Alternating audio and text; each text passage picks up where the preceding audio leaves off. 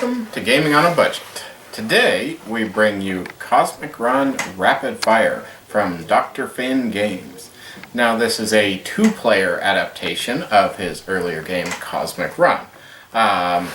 In Rapid Fire we will be leaders of political factions trying to reach various planets first, trying to develop technologies first, and generally trying to not get blown up by space mines, which is always a good thing, I imagine. Yes. Really not getting blown up by anything is generally good. So, we will be accomplishing this by first rolling a set of mine dice, which will give us a letter, in this case B, and a number, in this case 5. We would then go to each of our planetary pathways, or whatever you want to call them there, and find letter B and then number 5 and mark that with a mine.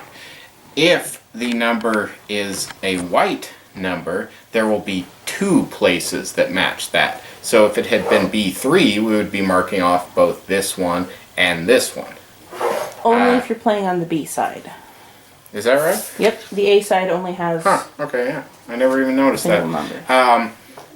And each planet will have different numbers that are white. So it's not like you're going to get one really bad combination that just completely fills up everything. After that, the current first player will roll the good dice, action dice, I believe they're called, and one at a time you will select a die and do its thing. In this case, I would move 3 spaces along the green track. Do we have one of our old sheets handy? They're in the bottom of the box. Looks like. Oh, good. Well, anyway, so in this case, I would mark, like so. Well, you'll see what that looks like in the gameplay. Now, if, for example, I say took this technology die here, I would mark off a space here, and then fill it in once I want to use the technology.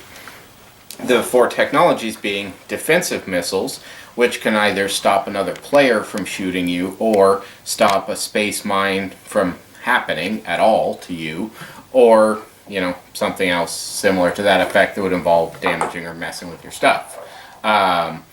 This one right here is a diagonal movement, which normally you cannot do. This one here, is this one It's like, the warp, or is this one... Which one is this? I think the blue one is the warp. Yeah, I think blue one's warp too. Which the heck one is the red one?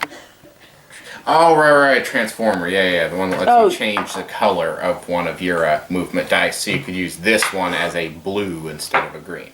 Right. Okay, so once you use it, you fill it in.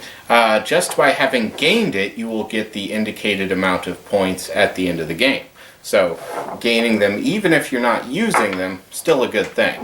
You'll also notice that the farther along you travel towards any given planet, you'll gain more points up to the maximum for actually arriving there.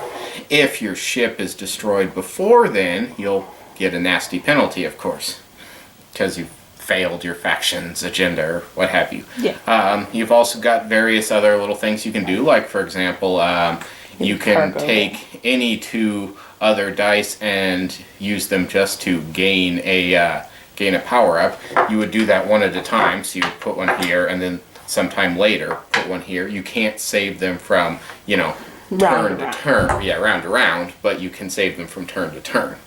So this would then turn into a power-up of your choice. You've also got 4 reroll crates that you can use just by crossing them off. And that should honestly cover about all the rules in the game, really. Sure does.